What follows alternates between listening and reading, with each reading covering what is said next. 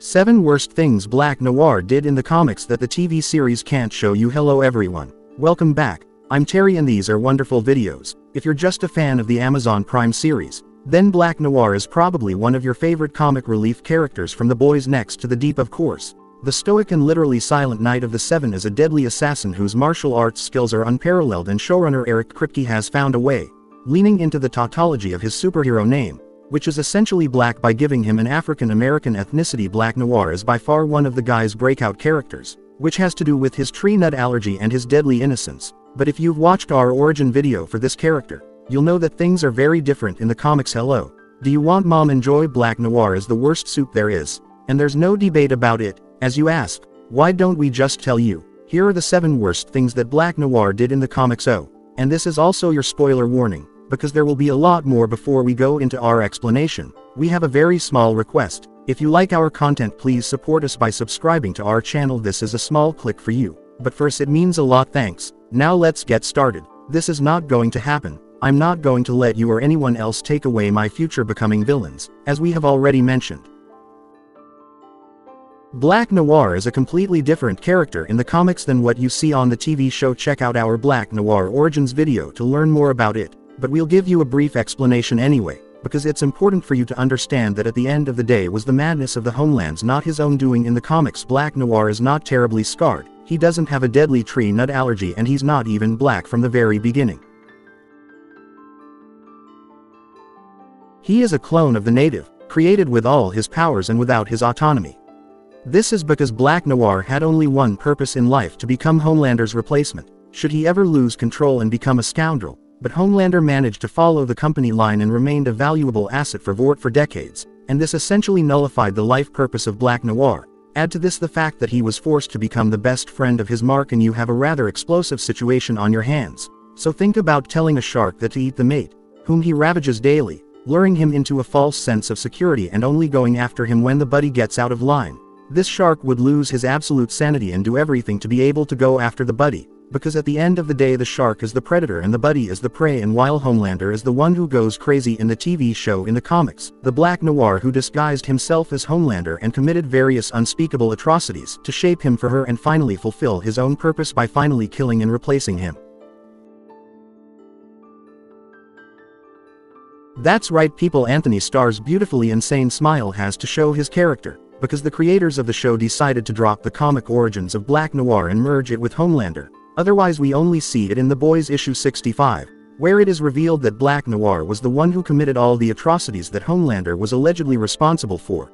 They are basically thinking about any of the senseless acts of violence, and that was Black Noir in the comics. If Homelander would not go rogue, then Noir would make him, whether he liked it or not.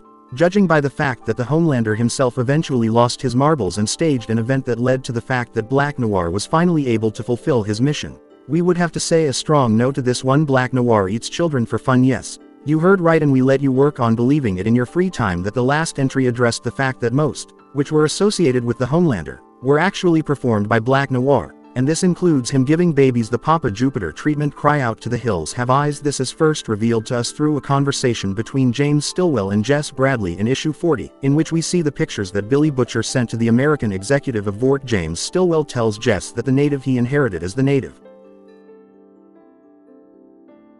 he has known for many years, that he is submissive and a good company icon, but he admits that his star hero tends to give in to his violent tendencies by citing an incident from 20 years ago where the raging superhero forcibly slaughtered his targets and ate them after. At the conclusion of the series it turned out that there was no Homelander in these pictures who was actually Black Noir in Homelander uniform. What makes things even more disturbing is that from a psychotic point of view, nothing felt wrong, because they were all steps to fulfill his true purpose. In fact, he enjoyed everything he did to frame Homelander, and trust me, he did a lot of things in this garish costume, because in his mind he was the real hero and not Homie. When Black Noir's sanity completely left him, he indulged in activities that anyone with a sane mind could only call crazy.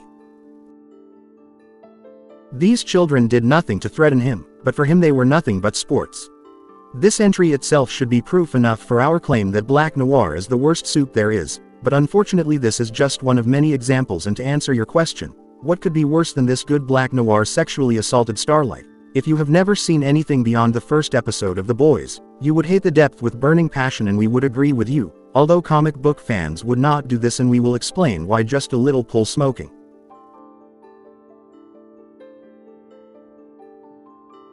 It's just a question of how bad do you want to be. In this episode, the newly hired 7-member Starlight is forced to quote a little pole dance for her older team member. This is the first time she has to deal with the fact that supes are degenerate, focused solely on their own satisfaction, but eventually Starlight gathers the courage to face the Deep and throw him out of the 7, thereby giving viewers an example of how to deal with such a plot in the first place. Sadly, comic book Deep would be horrified by the fact that these events took place, because 1, the Deep is actually the nicest, kindest member of the 7, and 2, in which he was not involved at all in the comics, Starlight is still going through this harrowing ordeal, but in a much more depressing way, as she had to go through not just 1, but 3 supes, to earn their place on the 7. These 3 were a captain of the platoon team Homelander and his best buddy Black Noir. The trio of depraved supes forced their new recruit to satisfy their urges as a form of hazing. And although it's a somewhat accurate depiction of the toxic jock boys locker room type situation, it's disturbing to say the least, which is made even scarier by the fact that while a platoon and a Homeland at least interacted with Starlight, if you can even call it that Black Noir just sat there dead still, expecting the poor girl to quote go on with her job, clean up, let her never see you like that. And to make matters worse,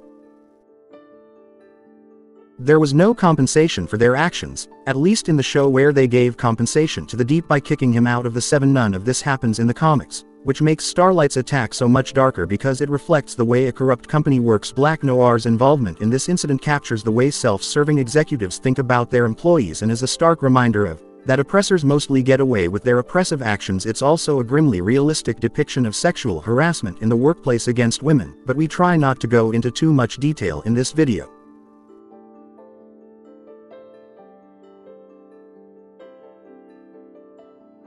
We bring up these points to show you the severity of Black Noir's actions, and believe me, it's getting worse and worse. Becca, yes, Becca Butcher. What about her? She, Mrs. Black Noir, accidentally killed Billy Butcher's wife. One of the biggest differences between comics and the show was the fact that the show kept Becca Butcher alive and gave her a story that is somehow both worse and better than her fate in the comics. As we mentioned earlier, Black Noir was the one who was responsible for all the psychotic things Homelander was accused of in the comics, which eventually made him crazy enough to stage a coup, which could also happen in the TV series. This also includes Billy Butcher's main motivation to kill Homelander, and his general hatred of supes. That's right, people in the comics. It wasn't Homelander who took Becca against her will, it was Black Noir. We would have been honestly glad if that was the end, but somehow things got darker as soon as we take a deeper look at it. What happened after his attack? If you've watched this series, you'll know that in Season 1 Episode 7.